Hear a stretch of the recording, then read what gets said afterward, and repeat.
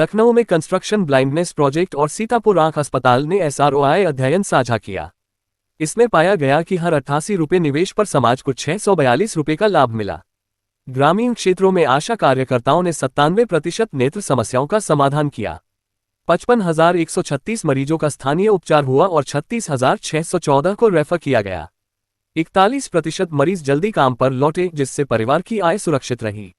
Doctor Pramila Gupta और doctor Pankaj Saxena ने इसे समुदाय आधारित प्रभावी मॉडल बताया। शेफाली शर्मा ने इसे स्वास्थ्य और आर्थिक विकास में निवेश करार दिया। इसे बड़े पैमाने पर अपनाने की आवश्यकता है। मैं बहुत खुश हूँ कि आपने ये प्रश्न पूछा।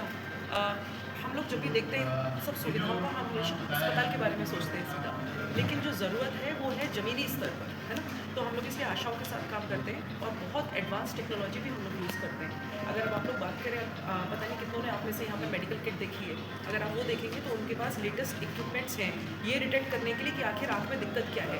छोटी छोटी टॉर्च लाइट है, एक सफ़ेद है, एक नीली है, कॉर्निया है तो ब्लू वाली यूज़ करते हैं, कैटरेक्ट है तो वाइट टॉर्च लाइट से इस्तेमाल होता है। इसके ऊपर विजन सेंटर में आज की डेट में ना सिर्फ स्लिट लैम्प है बल्कि लेटेस्ट इक्विपमेंट्स हैं।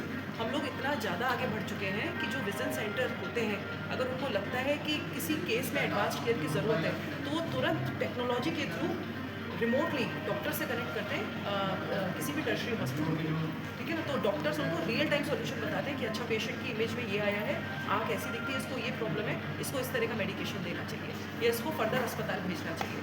और जब अस्पताल की बात आती है तो वहाँ तो बहुत ही लेटेस्ट मशीन है।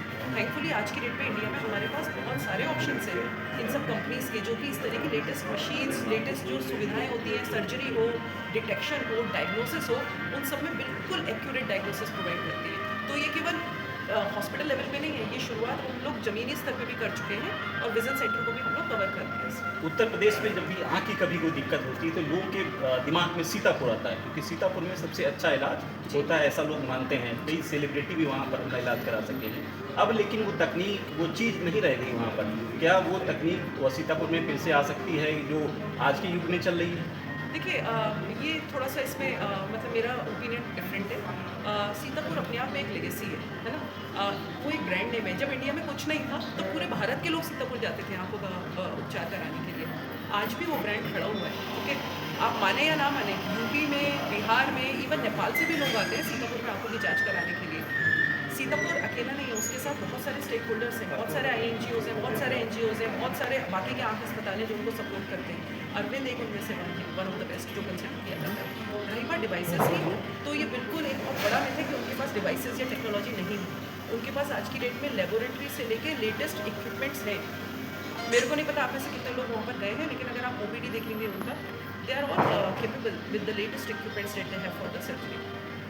मरीजों की संख्या तो कम हो रही सीतापुर में। देखिए, उसके कई सारे रीज़न होते हैं। महंगा इलाज है क्या? देखिए, वो महंगा इलाज तो मैं नहीं कहूँगी, लेकिन देखिए बहुत सारी क्लाइमेटिक कंडीशंस होती हैं। जब आपकी गन्ना की खेती है, जब शुगर केन की खेती होती है, तो वो जो रेशियो जो होता है आँख में चोट लगने का, वो एकदम से बढ़ता है। तब सीतापुर की OPD भी बढ़ेगी, है ना। और जब घटेगा, जब सीज़न बिल्कुल डेड सीज़न होगा, तो वो फिर थोड़ा सा नीचे आएगा। तो ये केवल सीतापुर के साथ नहीं है, ये बाकी के आँख अस्पताल में भी है। लेकिन ऐसा कहना बिल्कुल गलत है कि उनके यहाँ पेशेंट्स कम हो रहे हैं। आज भी उनके यहाँ बहुत हैवी OPD आती है। और आप माने या ना माने, वो जो रूरल एरिया जहाँ पर सीतापुर खड़ा है ना, वहाँ और कोई आँख अस्पताल खड़ा नहीं हो सकता, और वो आज से नहीं, बरसों से खड़ा है। सर, मैं इसमें एक और चीज़